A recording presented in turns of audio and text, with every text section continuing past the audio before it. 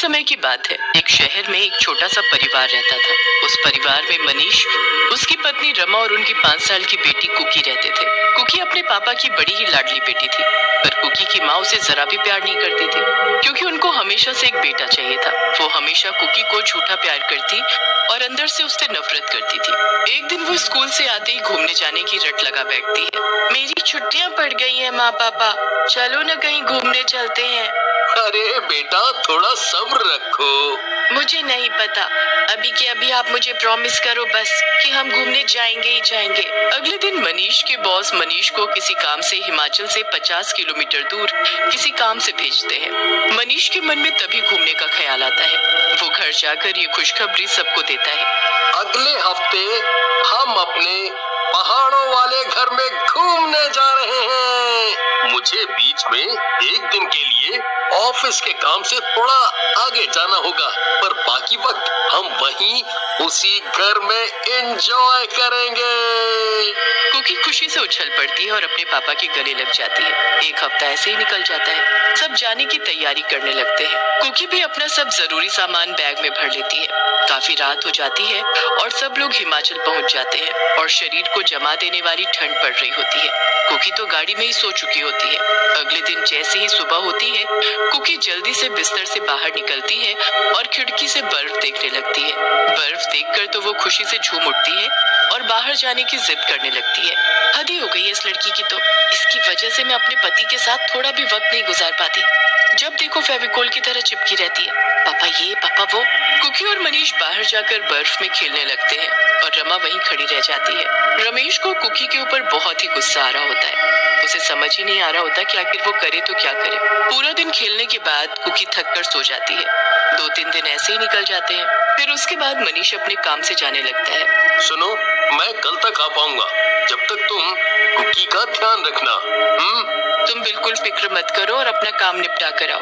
मनीष निकल जाता है और रमा खुशी से मुस्कुराने लगती है।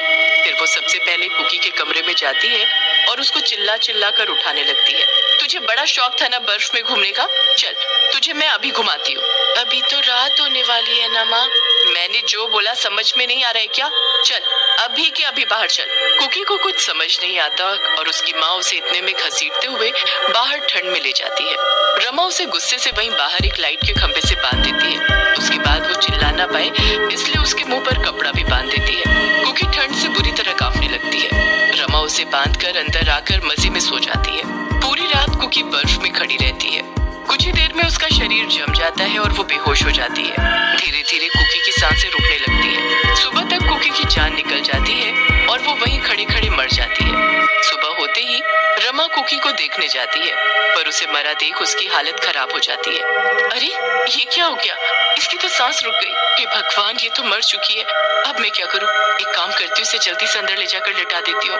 रमा कुकी को उसके बिस्तर पर लिटा देती है। वो घबराहट के मारे यहाँ से वहाँ टहलती रहती है और इतने में मनीष आ जाता है। देखो कुकी, मैं आ गया। अब वो कुकी अभी सोई है। मनीष अगले दिन उठते ही कुकी को उठाने जाता है, पर कुकी तो हिलती भी नहीं। काफी देर बाद मनीष को समझ आता है कि कुकी मर चुकी है। उसकी सांसें नहीं चल रही। वो बुरी तरह चिल्लाने और रोने लगता है। ये कैसे हो गया? मेरी बेटी को क्या हो गया? मनीष को इस बात का बहुत सदमा लगता है। कुछ दिन ऐसे ही बीत जाते हैं। मनीष और रमा अपने घर भी वापस आ चुके होते हैं। फिर एक रात जब मनीष सो रहा होता है तो रमा को एक ठंडी हवा का झोंका आता है। अरे इस गर्मी में ये ठंडी बर्फ जैसी हवा कैसे? रमा उठकर देखती है तो नीचे फर्श पर बर्फ ही बर्फ पड़ी होती है। रमा अपने कमरे में बर्फ देखकर हैरान रह जाती है। इतनी गर्मी में ये बर्फ कहाँ से आई? रमा उस बर्फ को देख ही रही होती है कि तभी उस बर्फ से एक चुड़ैल बच्ची निकलकर उसके सामने खड़ी हो जाती है। रमा उसे देख जोर से चिल्लाती है, चुड़ैल जल्दी उठो मनीष। नहीं छोड़ूंगी तुझे, अब तू नहीं बचेगी मुझसे। रमा की चीख सुनकर मनीष जल्दी से उठ जाता है और रमा को पसीने में तर देखकर उससे पूछता है तो रमा डरते हुए सामने की तरफ हाथ करती है। वो चुड़ैल कहाँ है? चुड़ैल, क्या तुम भी बच्चों की तरह सपना देखकर डर जाती हो? नहीं मनीष, सच में वहाँ चुड़ैल थी और पूरे कमरे में बर्फ ही बर्फ। रमा वापस सो जाती है और फिर अगले दिन हमेशा की तरह मनीष के ऑफिस जाने के बाद रसोई में खाना बनाने लगती है। रमा चुपचाप रसोई में अपना काम कर रही होती है कि तभी सामने वाली खिड़की अचानक खुल जाती है और उसमें से बर्फ का एक झोंका अंदर आता है। रमा डर के मारे अचानक पीछे हो जाती है। पूरी रसोई में हर तरफ बर्फ ही बर्फ। ये सब क्या हो रहा है मेरे साथ? अभी तो इतनी लू चल रही थी और अचानक ये बर्फ। उसी चुड़ैल बच्ची को भागते देख रमा जल्दी से बाहर जाकर देखती है तो वो चुड़ैल बर्फ के ढेर में खेल रही होती है। फिर अचानक वो कांपने और रोने लगती है। बहुत ठंड है, मैं ठंड से मर जाऊंगी। ऐसे ही मरेगी तू, ऐसे ही ठंड से तड़प तड़प कर। कौन हो तुम? मुझे क्यों परेशान कर रही हो? मैंने आखिर किया क्या है? तूने मेरी जान ली है। मैं कोई और नहीं बल्कि तुम्हारी बेटी कुकी हूँ। चुड़ैल नहीं, तुम्हारी बेटी हूँ जिसे तुमने मार डाला।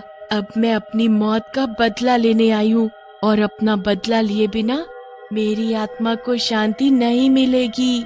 नहीं नहीं, ऐसा नहीं हो सकता। तुम कुकी नहीं हो सकती। नहीं नहीं। रमा वहाँ से भाग जाती है और सीधा अपने कमरे में जा छुपती है। उसे कुछ समझ नहीं आ रहा होता कि वो करे तो क्या करे, क्योंकि वो ये बात अपने पति को भी नहीं बता सकती थी। रमा हर वक्त डरी रहती है और मनीष के आने का इंतजार करने लगती है।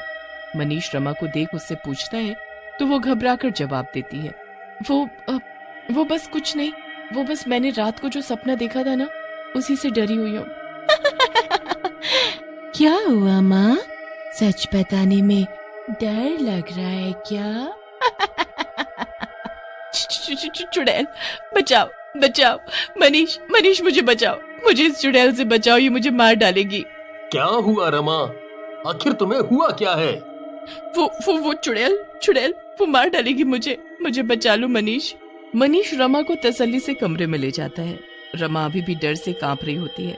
जैसे तैसे रमा सोने की कोशिश करती है पर उसे हर वक्त ठंड लगती रहती है।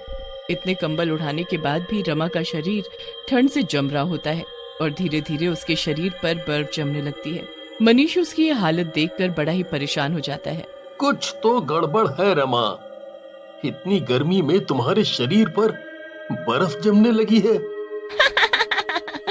बस कुछ समय और, सुबह तक तुम भी मेरी तरह तड़प तड़प कर मर जाओगी। नहीं नहीं, मैं मरना नहीं चाहती, मुझे मत मारो, मुझसे गलती हो गई, मुझे माफ कर दो। कुकी देखो कैसे मुझ पर हंस रही है। वो मुझे मार डालेगी, ये सब उसी ने किया है। पर वो तो मर चुकी है रमा, वो यहाँ कैसे, कहाँ है? वो देखो ना, वो मेरे सामने खड़ी कैसे हंस रही है। मनीष इधर उधर देखता रहता है पर उसे कोई दिखाई नहीं देता। उसे लगता है कि रमा की दिमागी हालत कुकी के मरने की वजह से खराब हो गई है, पर उसे बर्फ के जमने का कारण समझ नहीं आता। रमा भी लगातार पागलों की तरह उस चुड़ैल बच्ची को देखकर चिल्लाती रहती है। मनीष के लाख कोशिश करने पर भी वो डॉक्टर के पास जाने से मना कर देती है, क्योंकि उसे पता होता है कि ये कोई बीमारी नहीं है, ये सब तो कुकी का किया हुआ है और वही सब ठीक कर सकती है। आधी रात तक रमा की हालत बहुत ही खराब हो जाती है। मुझे बचा लो, मुझे मत मारो। कभी नहीं, तुमको मरना ही पड़ेगा और अगर तुम बचना चाहती हो तो सब अपने मुंह से सच सच मेरे पापा को बताओ कि कैसे तुमने मेरी जान ले ली। नहीं नहीं, मैंने तुम्हारी जान नहीं ली, वो तो गलती से। किसकी जान ली है तुमने? कुछ तो गड़बड़ है रमा। क्या छुपा रही हो मुझसे? सच बताओ, सच बताओ। रमा इतना डर जाती है कि वो सब सच सच बक देती है। उसकी बात सुनते ही मनीष जमीन पर सर पकड़कर बैठ जाता है और तेज तेज रोने लगता है। मनीष की इतनी बात सुनते ही कुकी उसको दिखने लगती है। कुकी को देख मनीष बहुत दुखी भी होता है और खुश भी। इसमें आपकी कोई गलती नहीं थी पापा, मुझे तो खुद नहीं पता था कि मेरी माँ मेरे साथ ऐसा करेगी। खैर, अब इनको इनके किए की सजा जरूर मिलेगी। नहीं, मुझे माफ कर दो। कुकी वहाँ से गायब हो जाती है और रमा पहले की तरह ठीक भी हो जाती है, पर मनीष उसे छोड़कर हमेशा के लिए उसी घर में रहने चला जाता है जहाँ कुकी की मौत हुई थी। और रमा जिंदगी भर अकेले उस घर में पड़ी रोती रहती है और अपने किए कर्मों की सजा भुगतती रहती है।